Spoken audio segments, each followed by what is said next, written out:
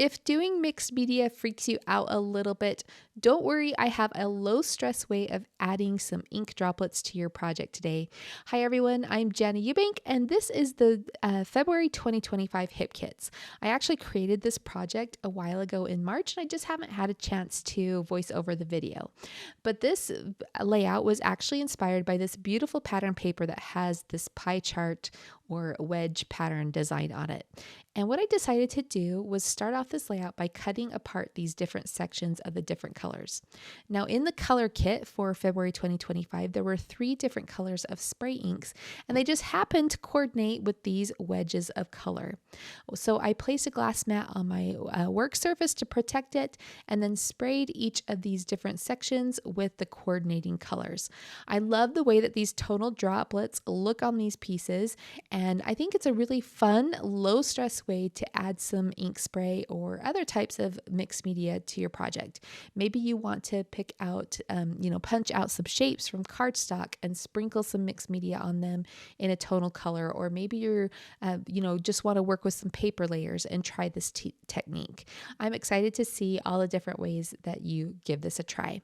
So the next thing I did was take my wedges over to my trimmer and I cut them into various sizes of smaller wedges. Some of them are thicker, some of them are thin, and what I wanted to do was to arrange these in a sunburst pattern around my photo and really highlight it.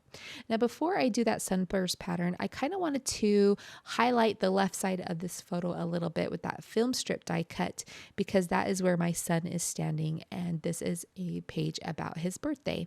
Now I'm going to take a moment and just play with these different wedges and kind of distribute the colors, the shapes, and just play with this as I put this into a sunburst pattern around my photo.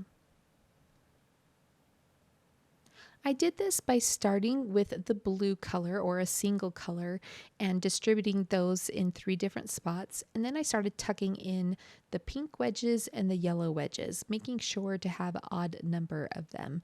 So I'm going to tuck them in here and just keep fiddling with these.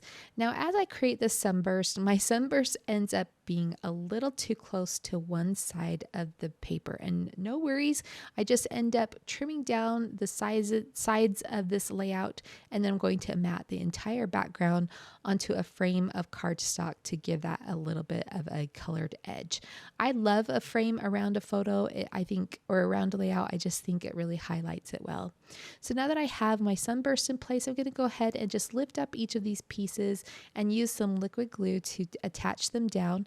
I had a few other little sunburst or wedge pieces left over, so instead of having those go to waste, I just decided to tuck them in and found a little spot for them.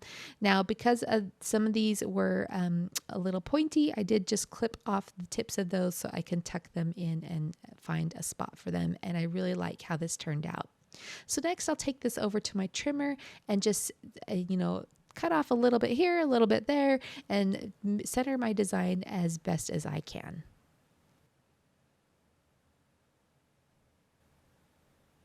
Whenever I'm adding a background or cardstock frame around my background, I always gut out the center of the cardstock beneath it, just so I don't let any of that pattern paper go to waste.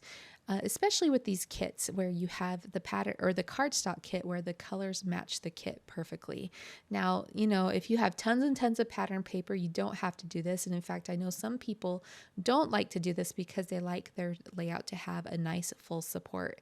If you're concerned about that, if you want to save the inner piece of the paper, but you want it to have a nice, good support, you can go ahead and find a pattern paper that you don't like from your stash, or maybe a color that you don't use as often with your cardstock, and just reinforce that layout with an additional piece behind it.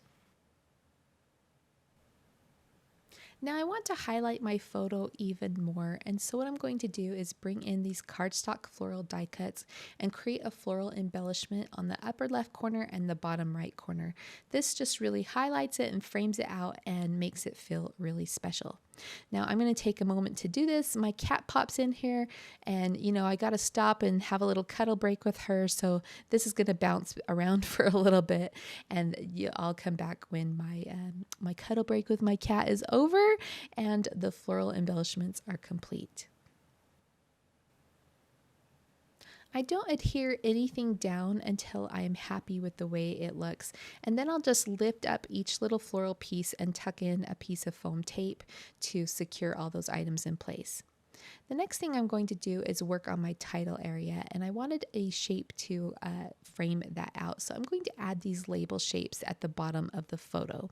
I had layered a couple of them together, but I decided that the navy one was a little too bold, so I pulled that back off, and I'm just going to use the red label. I found some other journaling spots that I'm going to layer together at the top right corner of the photo, and that was where I will write my journaling. Now I thought it'd be fun to tuck in this little tag here. I wanted to add some softness to it, so I found some black twine from my stash, and I just added a little loop of that, and I like how that repeats the black color of the t-shirt that my son is wearing in the photo. Next up, I'm bringing in the glitter foam alphabet stickers, and I love that you get 2 colors of these in the set. I'll take a moment to spell out my title. It's just a really simple title called Birthday Sign. This was really fun because my son had some really good friends in high school. He was turning 16 this year, and we had gone out for dinner to celebrate his birthday. When we came back, they had placed this sign on the fence outside of our house, and that just really brightened his day and made him feel so good and so special. So we snapped a quick photo next to that. It was a really fun surprise. Next, I'm going to bring in the glitter foam shape stickers from the embellishment kit, and I'm going to select several stars and create a trio of them in 3 different places around the page. I'll come back and add some gems to the centers of some of these stars to give them even more sparkle and shine. When I'm making decisions for embellishing my layouts, I turn to the visual triangle concept over and over again. On this layout, my son has a black t-shirt. I placed a piece of black twine at the top of the page, and I felt like I needed a third spot that had a little splash of black. So I went to the Rub-ons. I found this adorable barcode rub-on that said photos enclosed, and I decided to just tuck that underneath the floral cluster there on the bottom right, and that was the perfect little visual triangle to cap that off. The final thing I'll do is go through these little die cuts here and find some phrases and words that I can add to the top right corner of this layout. I also find another little black piece that I tuck in there, again repeating that black color and creating balance on this layout. I'll finish this off by adding a photo corner to the top left corner of the photo. Those came in the embellishment kit, and I love them. We have so many different colors. I chose to go with a light blue one. And then also off camera, at the very last minute, I decided to sprinkle in a few butterfly die cuts in that top right corner. It just felt a little blank there, and so the butterflies really complete that, and you can see that in the closing shots. So again, I'll put some clear gems on those stars, add the butterflies, and that will complete this layout. I appreciate you stopping by my channel today. I hope you enjoyed this scrapbooking process video and that it inspired you to try doing some tone-on-tone sprinkling with some mixed media. All right, friends, thanks for joining me. We'll see you next time.